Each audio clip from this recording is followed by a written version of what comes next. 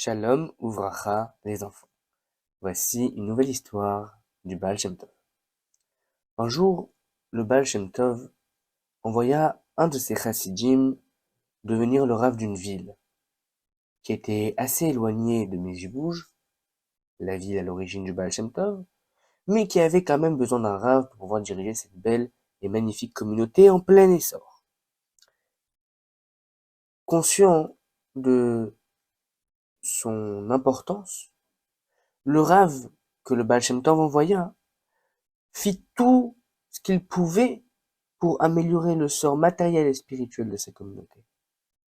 Puis il arriva qu'une fois, en plein milieu de la journée, alors que le Rav était en train d'étudier chez lui, il avait très soif.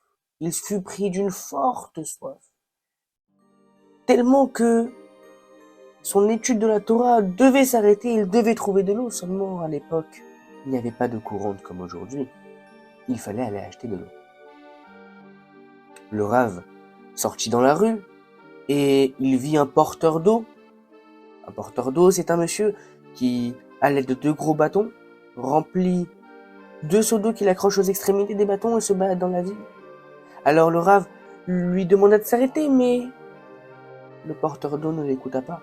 Alors il lui cria encore plus fort, arrête-toi, arrête-toi, mais le porteur d'eau n'écouta toujours pas.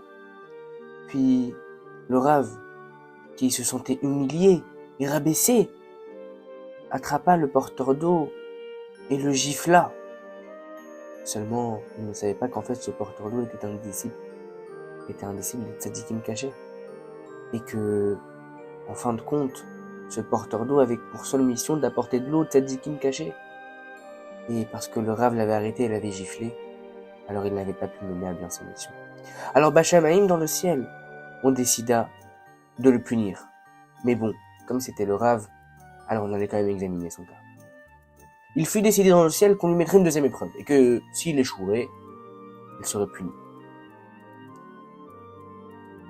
La deuxième épreuve fut la suivante. Quelque temps plus tard, ce même homme-là prit conscience que les besoins en tzedaka de sa communauté allaient en grandissant.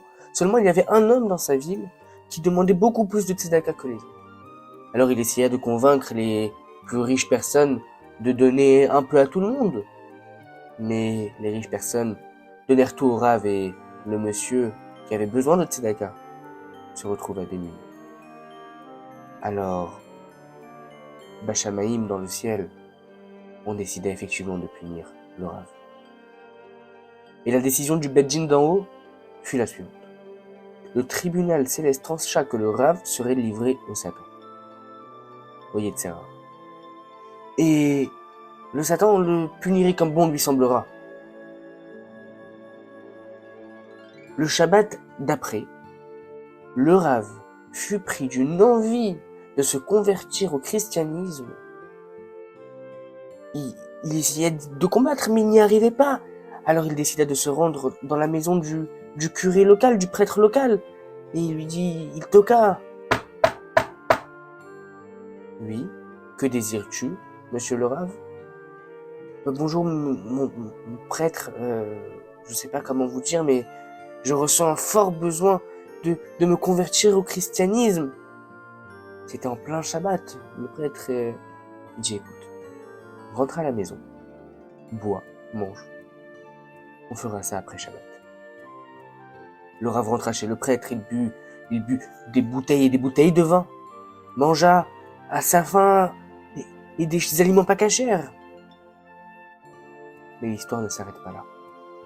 Le Baal Shem Tov, chaque Shabbat après-midi, avait l'habitude de passer dans sa tête le nom de chacun de ses chassidim et de chacun en particulier de ses chassidim en mission. Et quand vint le nom de ce Rav-là, il n'arrivait pas à le trouver où il était dans le monde. Alors il chercha, puis il trouva. Il trouva qu'il était dans la maison du curé. Alors le Baal Shem Tov chercha à comprendre. Il comprit que le Rav allait se convertir. Ce que le Baal Shem Tov fit à ce moment-là, c'est qu'il monta tout de suite Bashamaïm dans le ciel. Et il interrogea le tribunal céleste qui lui dit, tu sais, il a fait beaucoup de fautes. 2 fautes. Et c'est pour ça qu'on l'a puni. Alors le Baal Shem Tov essaya de le défendre comme il pouvait, mais il n'y arriva pas. Alors, à ce moment-là, le Baal Shem Tov sortit son dernier argument. Vous savez, dit le Baal Shem Tov au tribunal céleste. Ce Rav-là, à chaque fin de Shabbat, le repas de Melev et Malka, pour accompagner la reine Shabbat, il a l'habitude de manger du pain. Alors le tribunal céleste laissait une dernière chance au Rav. Si jamais, à la fin de ce Shabbat-là, il mangeait aussi du pain pour faire Melev et Malka, alors il pourrait faire Teshuva. Sinon, il se convertira. À ces mots-là, dès la fin de Shabbat, à peine Shabbat sorti, le Baal Shem Tov prit 2 chalotes, qu'il donna à un autre de ses chassidim, qui l'envoya en direction de la ville où se trouvait le Rav. Il arriva, il toqua à la porte. Le curé lui ouvrit, lui demanda s'il était là le Rav. Le curé, sentant que le Rav était en danger, parce que bien évidemment le curé voulait que le Rav se convertisse, lui dit non, il n'est pas là, il n'est pas là. Et puis il entendait au loin une voix derrière le curé qui disait je veux me convertir, je veux me convertir, je veux me convertir. Et malgré tout, le chassid qui était venu de la part du Baal Shem Tov rentra dans la maison du curé et alla voir le Rav. Et alors, il le prit, il lui lava le visage, et comme le Rav était ivre de vin, alors il lui lava le visage, il lui lava les mains, il lui fit faire Netchilat, puis il lui fit manger du pain. Et quand le Rav mangea du pain, il vomit tout ce qu'il avait mangé de Pakacher ressortit. Et il commença à pleurer. Et le Baal Shem Tov comprit que le Rav avait fait Teshuva. En quittant la maison du prêtre, le Rav et le chassid prirent place l'un et l'autre dans la calèche.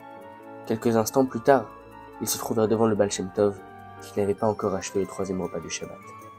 Le Baal Shem Tov indiqua au Rav que ce qu'il devait faire pour parvenir à la tchouva et réparer ce qui s'était passé.